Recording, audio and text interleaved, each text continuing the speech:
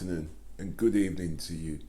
Welcome to the Full Hundreds Midweek Show, and it is Wednesday the 14th of October, and it's my birthday today, so happy birthday to me.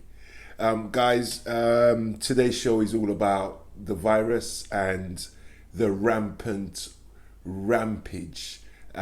it's unleashing on every country, basically.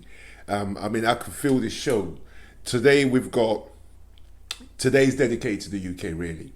Is to break down the situation, the zones, the categories, the way things are being calculated, then, if you like. And then we're going to touch on a bit of Europe as well. But I could have filled the show with China. Beijing's going through a huge problem right now, 12 million people involved in that. Russia's going through problems.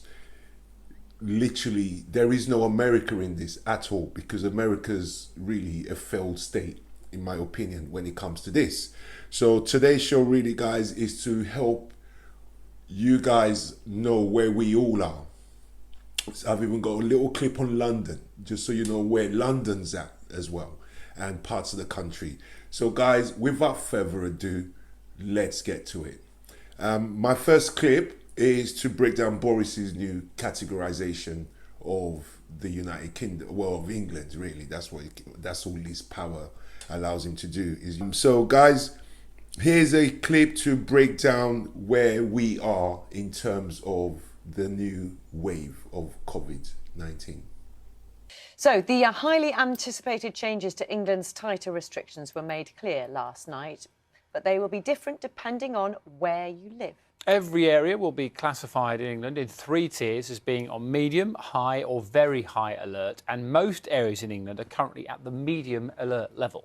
Places already under additional local restrictions are automatically in the high alert level, like Leicester and Warrington, for instance. The Liverpool City region, which is home to 1.5 million people, becomes the first area to go into that very high alert level. So Breakfast John Maguire is in Birmingham, which is now on high alert. And John, just take, there's a real kind of change in language, things that we need to learn again this morning, aren't there? Morning. Yeah, once again, during this pandemic, we're having to get used to using different words every day in everyday conversation as if we've always used them our whole lives. Tiers 1, 2, 3. And the thing that really strikes me, well, 2 things actually, from listening to all of the interviews that you've been conducting on the programme this morning, both with politicians and with scientists, is that as the dust is settling on what the government told us yesterday afternoon and yesterday evening, these situations, these tiers just aren't set in stone, are they? The local reactions we're getting are that it's very much a movable feast. Things could change. And of course, the other striking thing, I suppose, is that the levels start at medium, then go high, then go very high. Nowhere in the country is there a mild or a low risk. And of course, in different parts of the country, these restrictions mean very different things. England is now a 3-tier society. Under the toughest restrictions of the people of the Liverpool City region, they're in Tier 3 with a threat level designated as very high. Households can't mix, travel in and out of the area is restricted, and pubs not serving food, betting shops and gyms will all have to close. Tier 2, high threat, applies to those areas that already have some additional rules. Well, here in Birmingham for the past month, people from different households have been banned from meeting socially within their homes. That restriction, because this is now a Tier 2 area, will be extended to hospitality also. So, no mixing in restaurants, cafes or bars. Manchester also finds itself in the middle tier, as does Newcastle. Highest infection rate in the country is in Nottingham, but the city escapes the most stringent rules for now. The government have left us in no doubt that they could well be imposing the very high alert levels of Tier 3 on us if things don't change in Nottingham. And Tier 1 with a medium threat level covers most of England, such as here in Exeter, where the rule of 6 remains, as does the 10 o'clock closing time for pubs. As the virus seems to have targeted certain areas, then the new rules will follow, introduced in an attempt to control the spread. Welcome back, guys. you can see it's pretty drastic up and down the country. I just feel it for Nottingham Arena. Well, not Nottingham, sorry, not Nottingham, Liverpool, sorry, beg your pardon. Nottingham are lucky, that's what it is. I feel it for Liverpool. But most of the country is on the same level, on a medium. London's on a medium. Surrounding counties, so Kent, Surrey, Hertfordshire, all surrounding counties around London are all medium. So guys, now there's few questions Boris was asked. They're the same questions I would have asked, and I know there's many people who are watching this that would have asked those questions. This is why I've recorded this clip. So it's a short clip of two questions that many of us would have asked anyway. So here it is. Take a look. Minister, you've said many times you want to avoid another national lockdown, but it seems every week you introduce extra rules and cases still rise. Are you just delaying the inevitable? I really hope that we won't have to go back into anything like a national lockdown of the kind that we did in March and April. We could go for a national lockdown again. I think many people would think that was extreme and it would do a great deal of extra harm to our economy. Professor Whitty, are you confident what's being announced now is really enough to slow the spread of the disease? I am not confident, and nor is anybody confident, that the Tier 3 proposals for the highest rates, if we did the absolute base case and nothing more, would be enough to get on top of it. And that is why there's a lot of flexibility. Not exactly a ringing endorsement. Guys, a promise to London specifically. Really the first time we've really fought Ed London. So with London, guys, things could change. Like you're going to see in this clip, things could change at the end of this week. So it really just depends on where the numbers go. So catch a little 30-second clip of situation with London. City Hall has warned new restrictions banning different households from mixing indoors could be imposed at any time. It's expected the capital will be placed on the lowest point on the new three-tier system, but a spokesman for the mayor has warned that the capital could be moved upwards very quickly, potentially even this week. Guys, I mean, that's the UK roundup, and it's not good news. But you know what? It's not good news in Europe either. It's not good news anywhere.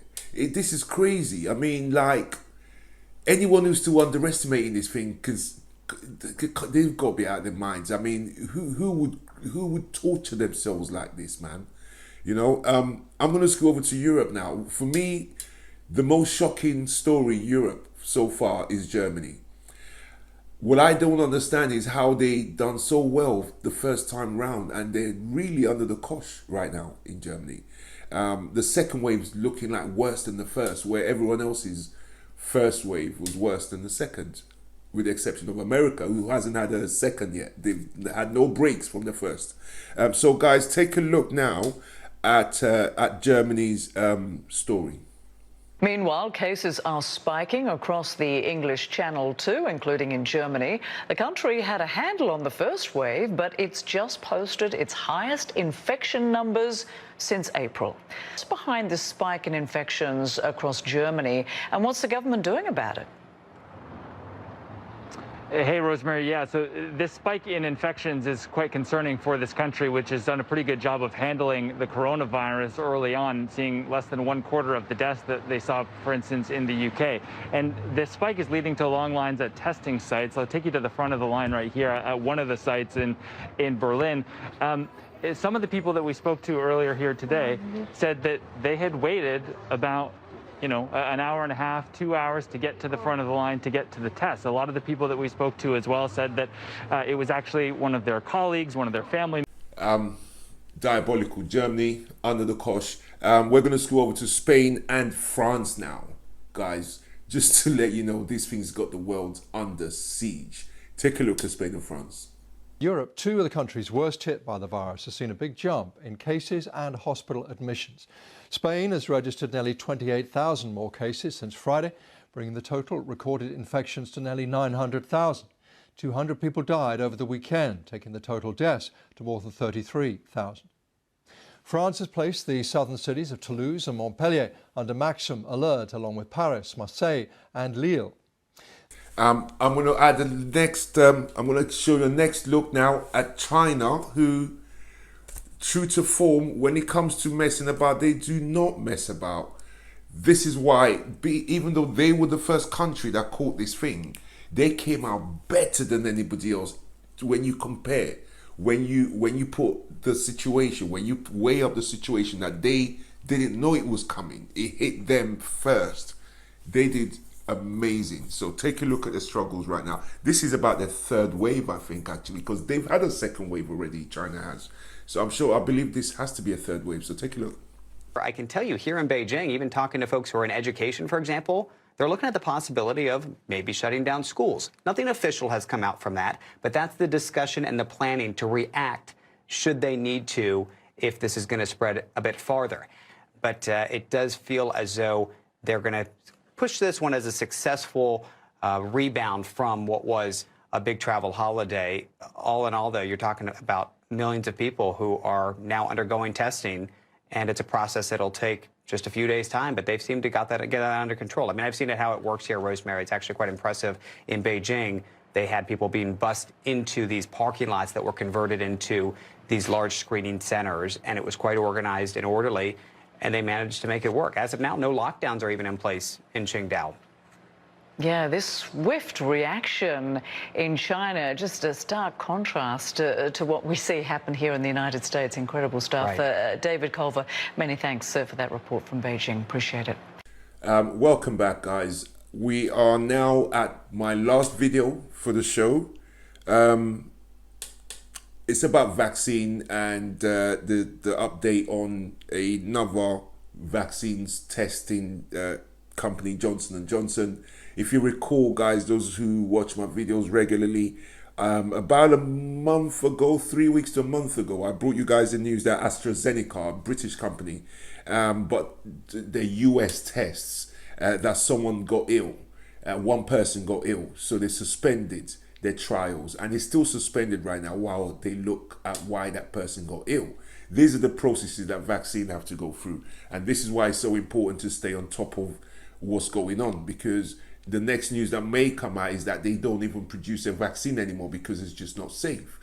Other news might come out, they've figured out what it is and they've now fixed it and the trials go on. And then you keep watching what goes on, and down the road you see if everything's fine with all of the people that they tested. This is how these things have been done. Antibiotics, you name it. Whatever drugs we take today has gone through the same process. So anyway, the news is out today, yesterday, that Johnson & Johnson have suspended their trial as well. Their trial was trialing 60,000 people.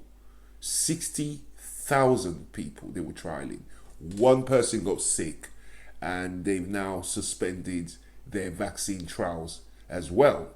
So you got Johnson & Johnson suspended theirs. AstraZeneca suspended theirs as well a few weeks back.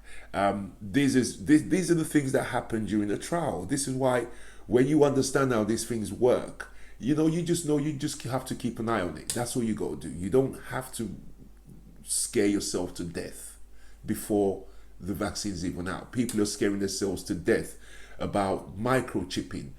Which country has the capacity to microchip right now when they haven't even sussed out how to bloody fix the corona situation, So people are elevating this thing to heights that it shouldn't even be going to, when countries are still struggling with just the basics. They even look at contact tracing. We can't even get the basics right on contact tracing, guys. So let me finish off with this video. Take a look at the update on the latest update on vaccines, basically. Take a look. Well, Johnson & Johnson is now the second drug maker to pause human trials for the coronavirus vaccine after a volunteer fell ill. 60,000 volunteers are taking part in the human trials, and experts say complications are not unexpected. Last month, a volunteer from the AstraZeneca's vaccine developed neurological issues. That trial remains on hold in the United States. Well, guys, thank you for entertaining my show today. I hope it has helped to some degree to understanding where we are, not just in the UK or London, but where the world is. Also the vaccine news, I hope that helped as well to bring you some information on it, those who want to know. Guys, it's my birthday today, so I'll see you guys next on Friday. Thanks very much again, and enjoy the rest of the week. Take care now. Bye bye.